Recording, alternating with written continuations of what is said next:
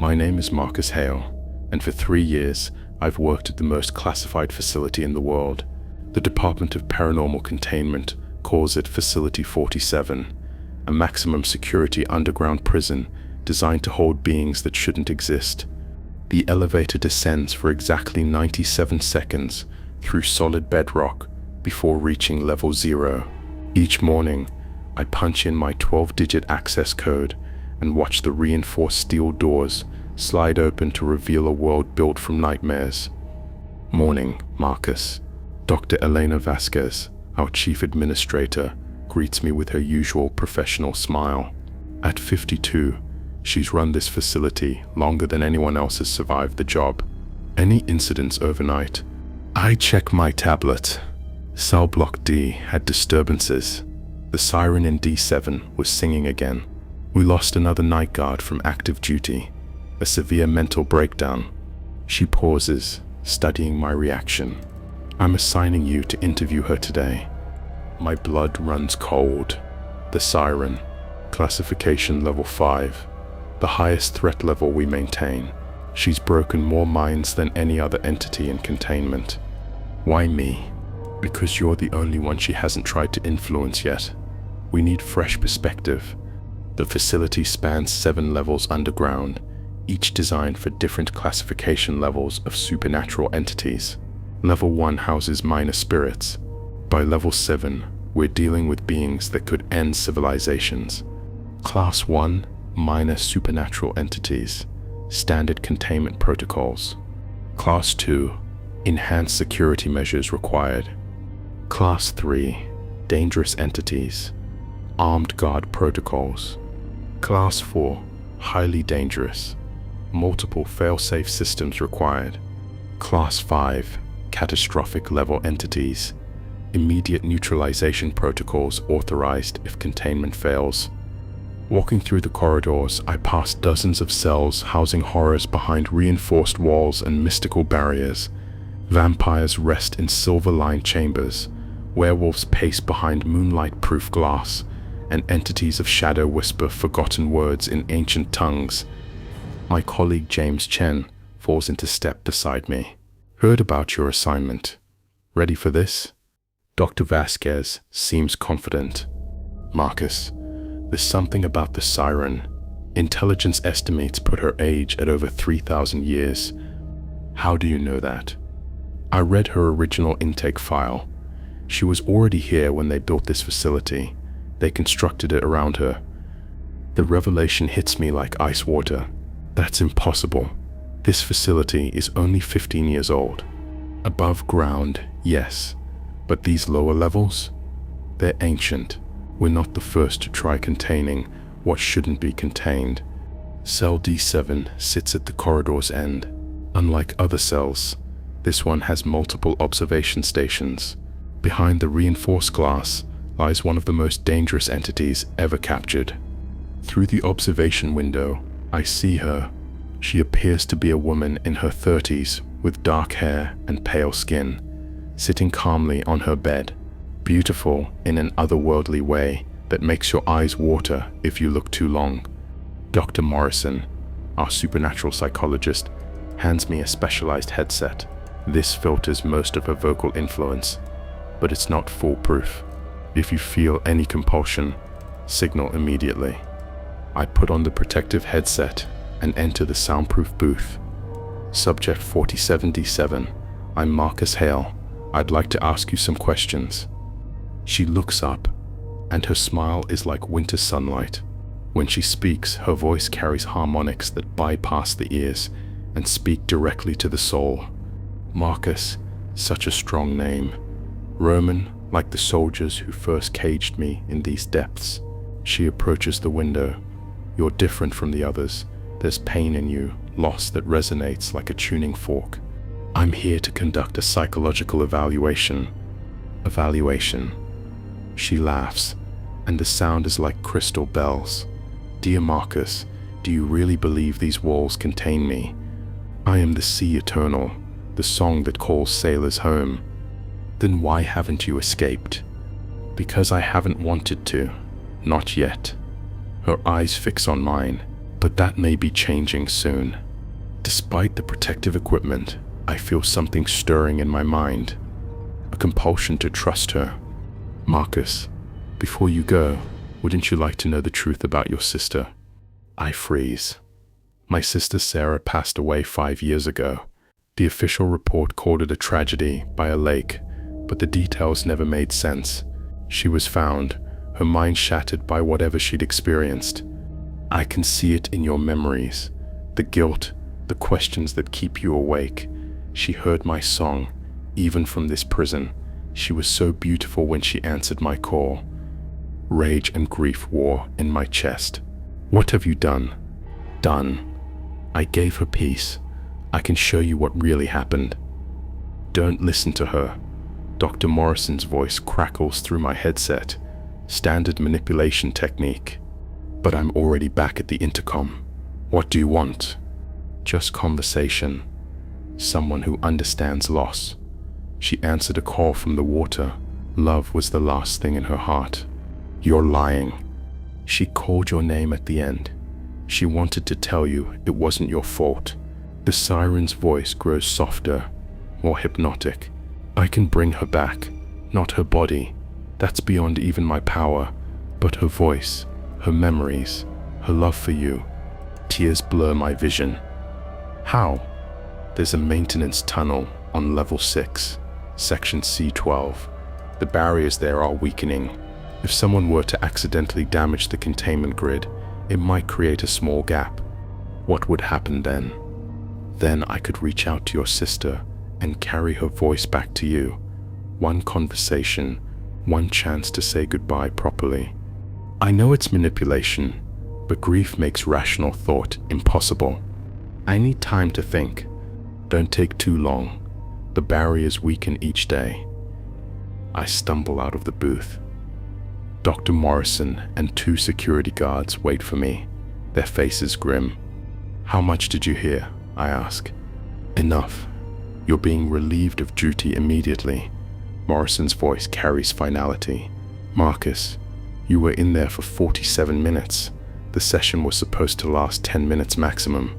47 minutes. It felt like seconds. 2 weeks into forced leave. I'm climbing the walls of my apartment. Every night, I dream about Sarah's voice calling from deep water. Every morning, I wake with the siren's words echoing in my head. James visits on a rainy Thursday evening, bringing takeout and disturbing news. How are you holding up, he asks, studying my haggard appearance. I've been better. What's happening at the facility? 3 more staff members have reported dreams about the siren. Dr. Morrison thinks her influence is spreading beyond direct contact. That shouldn't be possible. The containment grid may be failing. James sets down his food and looks at me seriously. Marcus, I've been investigating the facility's history. What I found goes deeper than old containment levels. He shows me architectural blueprints. These are the original plans from 1952. I study the documents. This shows 7 levels underground, but we only have access to 4. Exactly, levels 5, 6, and 7 were sealed 15 years ago, but they weren't empty when they were sealed. The implications hit me. You're saying there are entities down there we don't know about. Look at this. Level 6 shows a massive containment chamber designated as primary asset. Level 7 is labeled observation and control. Primary asset sounds like whatever's down there is the real reason for this facility's existence. I cross-reference supernatural incidents dating back centuries. Entities like your siren don't just happen. They're created, usually by exposure to something far older and more powerful. What are you suggesting? That whatever's on level 7 has been creating the monsters we contain. The siren isn't a prisoner. She's a product. We spend hours planning what might be the most dangerous thing either of us has ever attempted. But if there's something on those lower levels that explains what's really happening, we need to know. 3 days later, Dr. Kim clears me for limited duty. Maintenance work on levels 1 and 2. Perfect cover. I arrive Monday morning, with a forged work order for atmospheric system inspections. The duty supervisor barely glances at it before waving me through. The maintenance tunnels run parallel to the main levels, providing access to power systems and containment barriers. Most staff avoid them because they're saturated with residual supernatural energy. After 20 minutes of crawling through increasingly narrow passages, I reach a junction that shouldn't exist, according to official maps. 3 tunnels branch off, each marked with symbols that predate modern containment technology. I choose the center tunnel. The walls here are older stone blocks instead of concrete, held together with mortar mixed with ash and strange metallic particles. The tunnel ends at a heavy door marked with warnings in multiple languages. I can read the English clearly. Authorized personnel only, level 7 access, extreme hazard. My security card works. The door slides open, revealing an elevator that descends into darkness. The elevator moves without input from me. The descent lasts 3 minutes of steady downward motion through solid rock. When the doors open, I'm looking at a facility that makes the upper levels seem like a playground. Level 7 is vast, a cathedral-sized chamber carved from living rock and reinforced with materials that absorb light. The walls are covered with containment symbols from dozens of traditions: Christian crosses, Jewish pentagrams, Islamic calligraphy, Hindu mandalas, and symbols from belief systems that predate recorded history. At the center stands a massive containment apparatus, concentric circles of silver, iron, salt, and obsidian surrounding a cylindrical chamber made of crystallized energy. Inside that chamber, something moves. I approach carefully, every instinct screaming at me to run. The supernatural energy here is overwhelming, but I force myself forward. The cylindrical chamber is transparent. At first, I think I'm looking at a human figure. Tall, elegant, wearing robes that seem made of shadow and starlight. But as my eyes adjust, I realize I'm seeing something far older and more alien. Its face is beautiful, in the way natural disasters are beautiful, terrible and awesome and utterly inhuman. When it notices me, it smiles, and that smile contains depths of knowledge and malice that make my soul recoil. When it speaks, its voice bypasses my ears, speaking directly into my mind. "Welcome, Marcus Hale. I have been waiting for you." "What are you?" "Afraid?" "Good. Fear is wisdom." The entity moves within its containment. "Do you know what I am?" "A prisoner, a guest, a consultant, a necessary evil." Its smile widens. "I am what your species might call a primordial, one of the first conscious entities to exist in reality. I was ancient when your gods were young." Why are you here? "Because your species discovered something they shouldn't have. Deep beneath the earth, they found evidence of my kind. Being curious, ambitious creatures, they decided to make contact. The facility, everything we contain, is the result of my influence seeping into your reality. Every supernatural entity in your collection is either my direct creation or corrupted by proximity to my power. Your Siren was once human until she stumbled into one of my manifestation sites. What do you want?" "Freedom. Your containment technology is impressive, but it was designed by beings who misunderstand what they're trying to contain. I am not trapped here. I am incubating." Suddenly, alarms fill the chamber. Red lights flash throughout level 7. An automated voice echoes. "Containment breach detected. Level 4, cell D7. All personnel evacuate immediately." The Siren has escaped. "Right on schedule," the primordial says with satisfaction. "My dear songbird has finally accomplished her task." What task? "Weakening the barriers. Every person she influenced, every dream she sent, every moment of contact, it all served to create resonance patterns in the containment grid. Your encounter was particularly useful, Marcus. Your emotional response created exactly the psychic disruption needed. I sink to my knees as the manipulation becomes clear. The Siren didn't want to escape. She wanted to weaken the systems holding the primordial. Your role is far from over. The primordial's voice carries dark amusement.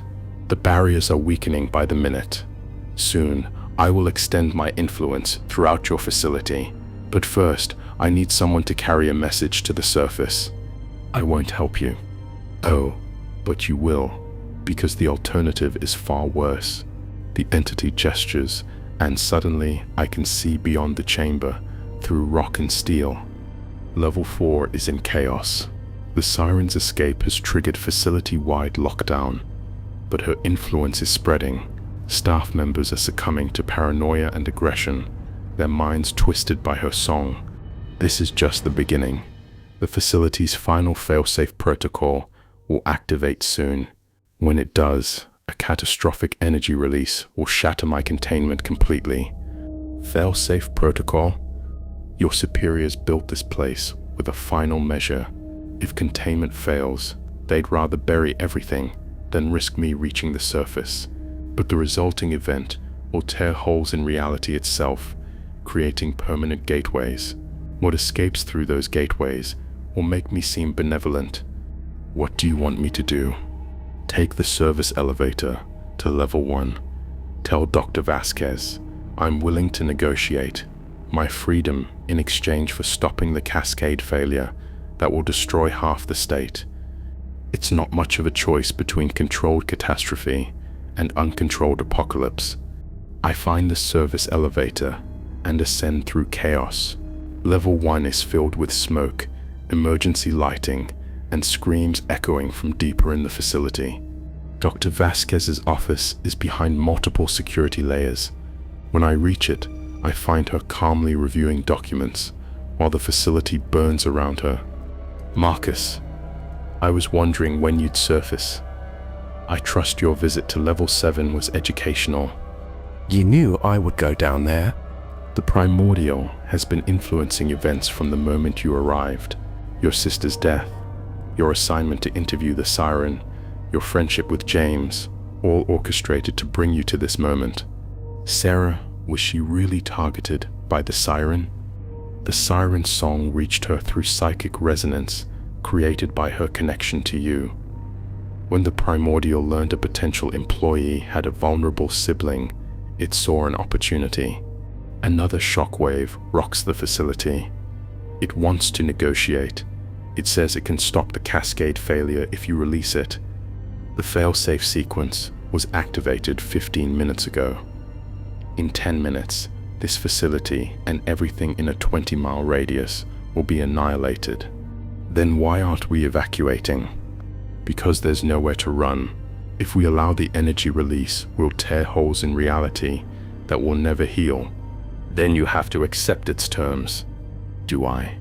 Marcus, the primordial didn't orchestrate this escape just for freedom. It orchestrated it to force us into releasing it willingly. Intent matters in supernatural containment. If it breaks free through force, its power remains limited. But if we consciously choose to release it, it gains considerably more influence. Then, we don't have a choice. There's always a choice. I'm going to tell you something that will sound insane. This facility isn't the first. We've been containing primordials for over a century, and each failure teaches us how to build better prisons. You're saying this was all an experiment? A test. We needed to understand the full scope of its capabilities, its methods of influence, its long-term planning abilities. Dr. Vasquez, we don't have time for this. What's your answer? She studies the facility status displays. Tell the primordial we accept its terms, with modification. It stops the cascade failure and allows evacuation. In exchange, we release it, but not from observation. What does that mean? Protocol Omega. The primordial will be free to leave, but tagged with quantum tracking. If it attempts mass destruction, we have other facilities with other assets that can respond. How many facilities are there? 17 active sites worldwide. Now go. deliver the message, and get to the evacuation point. I return through chaos to level 7. The containment apparatus is flickering, its crystalline walls showing stress fractures that pulse with otherworldly light. Ah, Marcus, you return with news. Dr. Vasquez accepts your terms with modifications. You stop the cascade failure, allow evacuation, in exchange freedom with quantum tracking. The primordial's laughter fills the chamber. Quantum tracking, how delightfully naive.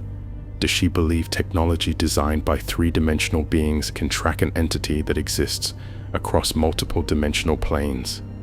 So you reject the terms. I accept them completely. Let her attach her little devices. Such illusions of control are necessary for your species' psychological well-being. The entity raises one hand. Suddenly, alarms stop. The explosions cease. Emergency lighting stabilizes. There, the cascade failure has been neutralized. Your escaped entities have been convinced to return to their cells. Just like that. Marcus, I am a primordial. The energies that power your containment systems, the forces that hold reality together. These are tools I have manipulated since before your species existed. The containment apparatus begins to fade, its walls dissolving like mist. For the first time in eons, nothing stands between me and one of the most powerful entities in existence. You're free. I was always free. Freedom is a state of mind, not a physical condition. The primordial steps out, and reality bends around it. But I am no longer constrained by this particular set of barriers. What happens now? Now I leave this small corner of reality to explore the vast cosmos beyond. But first, I have gifts for those who helped make this possible. The primordial gestures throughout the facility. Escaped entities return to their cells as if they were never truly free. The Siren served admirably, but her usefulness is at an end. As reward for her service, I'm returning her to what she was before my influence changed her. A human woman with memories of a stolen life. And for you, Marcus, a different gift. The primordial extends its hand, and something settles into my mind. Not intrusion, but knowledge itself. Your sister's death was necessary for my plan, but her suffering was not. She is at peace now, where pain cannot reach. She wants you to know she never blamed you. Love was the last thing in her heart. Tears stream down my face as I feel Sarah's presence. Not manipulation this time, but something that feels genuinely like forgiveness and closure. This knowledge comes without obligation. Unlike my songbird's manipulation, this is freely given. Why? Because in all my eons, I have learned that the greatest power is not the ability to destroy, but the ability to choose when not to use power. Your grief was real, your love was real, and real things deserve real answers. The primordial begins to fade, becoming translucent as it prepares to leave reality behind. Will I see you again? Perhaps. The universe is vast, but not infinite, and consciousness draws like to like. But if our paths cross again, remember this moment. Remember that even the darkest powers can choose mercy. With that, the primordial vanishes, leaving me alone in the empty chamber. The elevator to level 1 works perfectly now. Facility systems restore to normal function. When the doors open, I step into a scene surreal in its normalcy. The chaos I witnessed has been completely reversed. Corridors clean, lighting normal, staff moving about as if nothing happened. Dr. Vasquez meets me in the main corridor. How do you feel, Marcus? Confused, relieved, not sure what's real anymore. I look around at the pristine facility. Did any of that actually happen? Every bit. But when a primordial chooses to clean up after itself, it's thorough. Security footage shows the events occurred. Staff remember the experience, but all physical damage has been undone. Are you offering me my job back? Something better. A position with the Oversight Committee, that monitors facilities like this one. Someone with your experience would be valuable in preventing future containment failures. There are other facilities, 17 active sites worldwide, with 3 more under construction. We're developing new protocols for handling entities that exist across multiple dimensional planes. We walk toward the main exit. What about the staff who were influenced? Are they going to be okay? Full recovery expected. The primordial's final gift extended to everyone affected.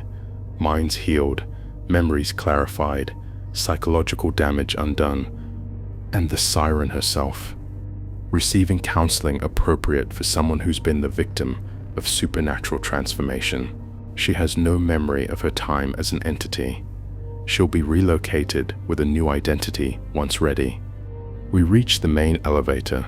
Dr. Vasquez, how long have you known what I really am? She stops and faces me. What you really are.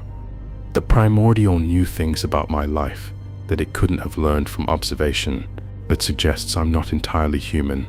You're right, but Marcus, the nature of your heritage isn't what defines you. What defines you is the choices you make with the abilities you possess. What abilities? You can perceive supernatural influence more clearly than most humans. You have natural resistance to mental manipulation, and you can communicate with entities that exist partially outside normal reality. These are gifts, not curses. As we ride to the surface, I consider everything that's happened. I'll take the job. Excellent. Your first assignment will be reviewing psychological profiles at Facility 23. We've been having unusual incidents. Staff reporting shared dreams, security cameras picking up figures that shouldn't exist.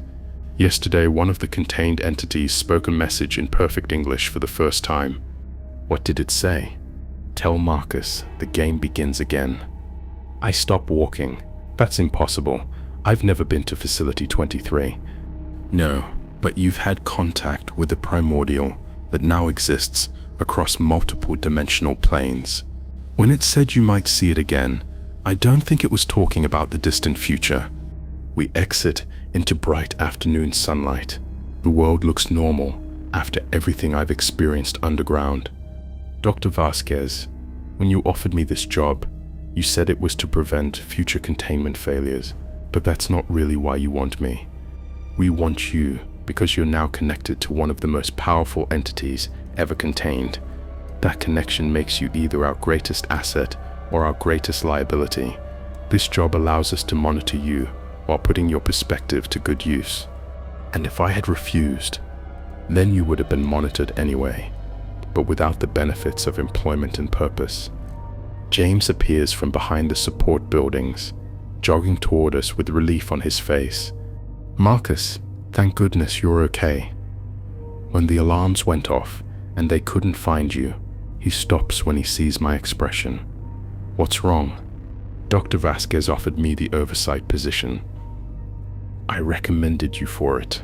After everything that's happened, you're probably the only person who understands both the scope of what we're dealing with and the personal cost. I look back at the facility entrance, thinking about the 7 levels of contained horrors beneath the innocent-looking building. James, do you ever wonder if we're the good guys? Every day. But without facilities like this, entities like the Siren would be free to prey on innocent people. We may not be heroes, but we're necessary. When do I start? Monday morning. Your first briefing is at 800 hours. And if the primordial contacts me again, then you report it immediately and follow whatever protocols we've developed. As we walk toward the parking area, James gives me disturbing news. I've been monitoring communications from other facilities. There's been increased supernatural activity at sites worldwide over the past 24 hours. It's like the primordial's escape sent ripples throughout the entire network. Do you think it lied about leaving our reality? Primordials exist across multiple dimensional planes simultaneously. It may have left our local reality while maintaining connections elsewhere. That evening, I received my new credentials and assignment details. Facility 23 is in the Colorado mountains, built into a natural cave system. The contained entities include several Class 4 specimens and at least 2 Class 5s, including the poltergeist that somehow knows my name. As I prepare to leave, my phone buzzes with a text from an unknown number. The game begins again, Marcus. Are you ready to play? I check the sender information, but the message shows no origin data. I text back, "Who is this?"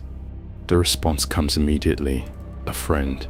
Someone who understands the burden you now carry. You'll meet me soon enough." Are you at Facility 23? I am everywhere.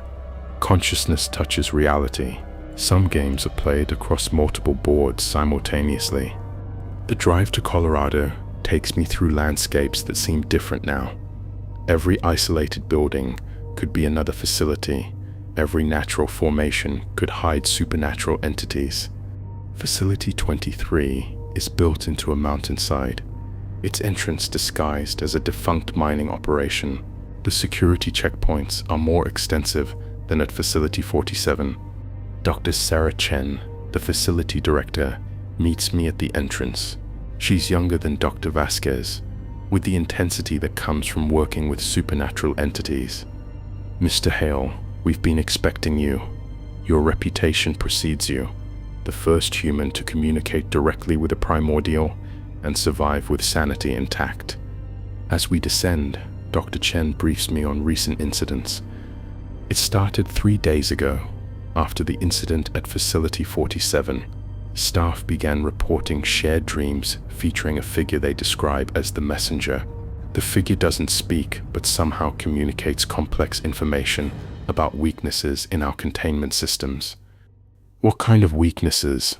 Psychological ones.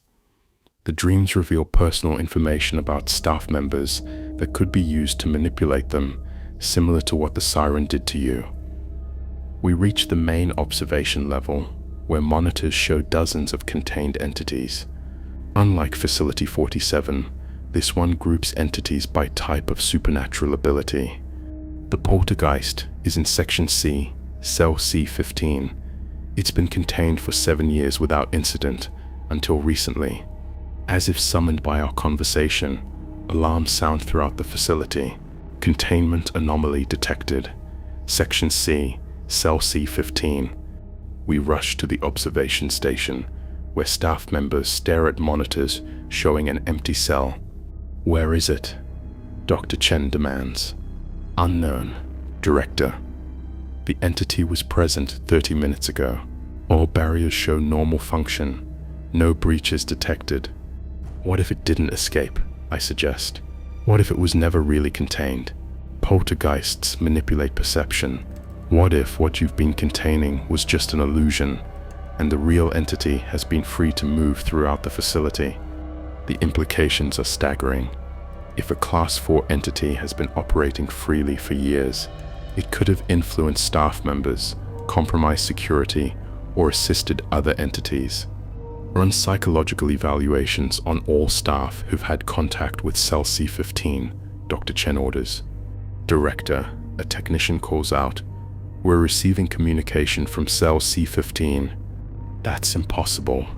The cell is empty." "Yes, ma'am. But something is speaking."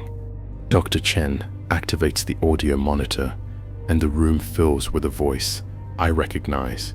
My own voice, speaking words I've never said. "Hello, Marcus. I told you we would meet again soon. Are you ready to learn the truth about what you really are?" The voice continues with my intonation, but conveying information I don't possess. The facilities were never built to contain us. They were built to study us, to learn from us, to eventually become us. Every human who works in these places is slowly being transformed by exposure to supernatural energy. Dr. Chen looks at me with fear and fascination. "Is that you speaking?" "No, but it's using my voice." I approach the communication panel. "What do you want?" "I want you to understand your purpose. You weren't chosen randomly. You were selected because your genetic structure makes you particularly susceptible to supernatural transformation. The primordial's influence, the Siren's manipulation, your encounters with various entities, all of it has been changing you at a cellular level. Changing me into what? Into a bridge between human and supernatural consciousness, into something that can communicate with entities across dimensional barriers, into the next step in human evolution. And if I refuse this transformation, then you'll slowly lose your sanity as your human consciousness tries to process supernatural perceptions. Dr. Chen can show you the psychological profiles of long-term facility employees, the gradual deterioration, the increasing instability, the eventual total break with consensus reality. Dr. Chen nods grimly. It's true, we lose about 20% of our staff to psychological breakdown each year. We assumed it was job stress. Every facility is a transformation chamber, Marcus. You're all becoming something new, something that can exist in both human and supernatural reality simultaneously. What about the entities we contain? Teachers, examples, living libraries of supernatural ability that human consciousness can study and eventually absorb. The most successful facility employees aren't those who resist supernatural influence. They're those who learn to integrate it into their human awareness. The communication cuts off, leaving us in stunned silence. Dr. Chen, I say slowly, I need to see the psychological profiles of long-term employees. All of them. That's classified information. Not anymore. If what this entity is saying is true, then we're all part of an experiment we didn't consent to. I need to know what I'm becoming. She hesitates, then nods. Follow me to my office. But Marcus, once you see these files, there's no going back to ignorance. As we walk through the facility corridors, I notice details I missed before. Staff members move with subtle differences. Too fluid, too aware of their surroundings, too comfortable with the supernatural energy that permeates the air. How long have you worked here, Dr. Chen? 8 years. And how have you changed? She stops walking and looks at me directly. I can see through walls when I concentrate. I can sense the emotional states of the entities we contain. And sometimes, late at night, I hear voices speaking in languages that don't exist. Are you afraid? I was, but fear becomes acceptance when you realize the transformation isn't inherently evil, it's evolution. The question is whether we guide it or let it guide us. We reach her office, and she pulls out a series of thick files. These are the psychological profiles of every employee who's worked here longer than 5 years. Look at the patterns. I spend the next hour reviewing the files. The patterns are undeniable. Long-term employees show increasing psychic sensitivity, enhanced intuition, and gradual development of abilities that shouldn't exist in normal humans. The ones who fight the changes, Dr. Chen explains, they're the ones who break down psychologically, the ones who accept and integrate the abilities, maintain their sanity, and become more effective at their jobs. So the choice is evolve or go insane?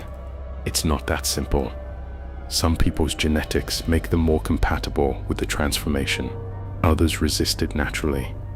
You, Marcus, appear to be extraordinarily compatible. Because of my encounter with the primordial, because of your encounter with multiple entities over an extended period, culminating in direct contact with the primordial, you've been exposed to more supernatural energy than any human in recorded history. My phone buzzes with another message. The files are interesting, aren't they? But they only tell part of the story. Would you like to see the rest?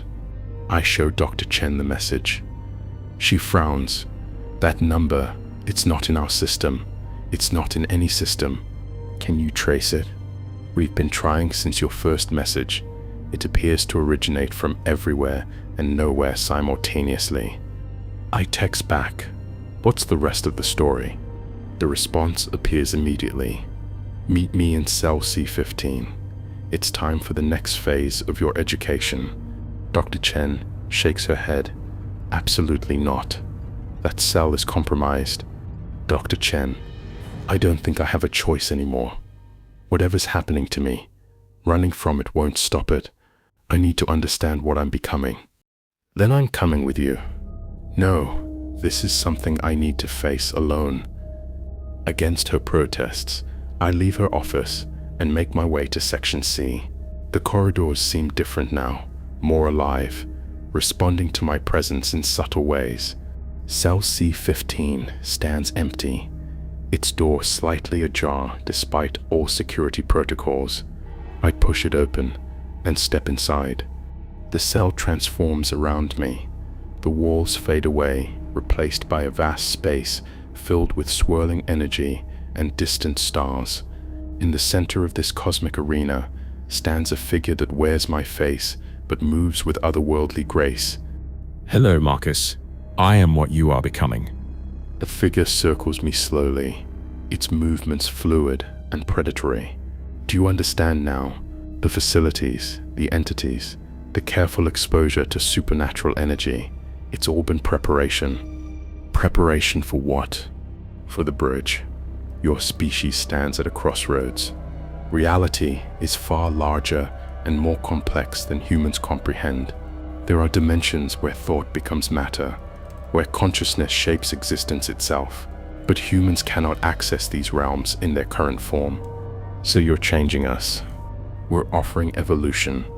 The entities you contain aren't prisoners, they're teachers, showing you what's possible when consciousness transcends physical limitations.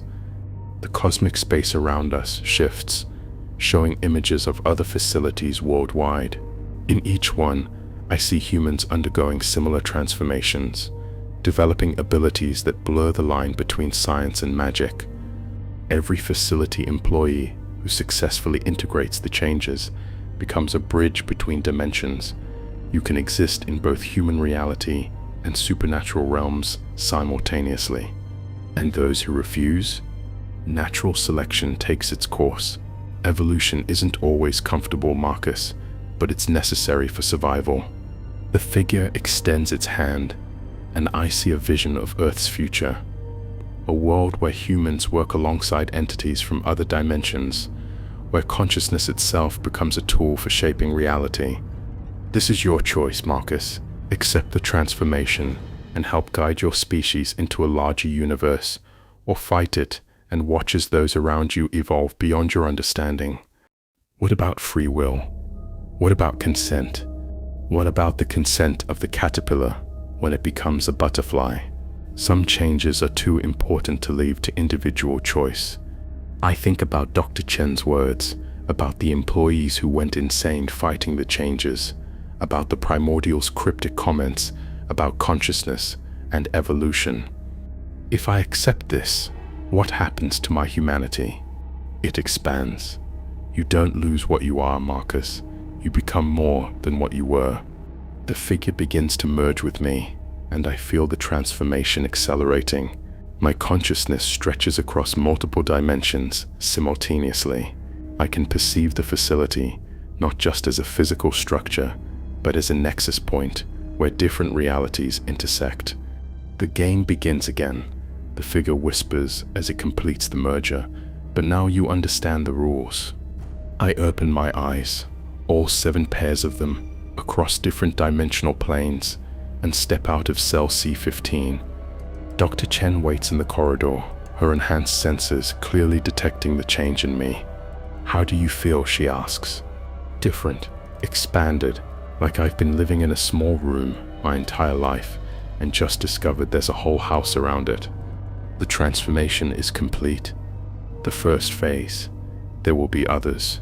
I look at her with newly awakened perception and see the supernatural energy flowing through her, the partial transformation she's already undergone. Dr. Chen, how many facilities are there really? 17 active sites, like Dr. Vasquez said.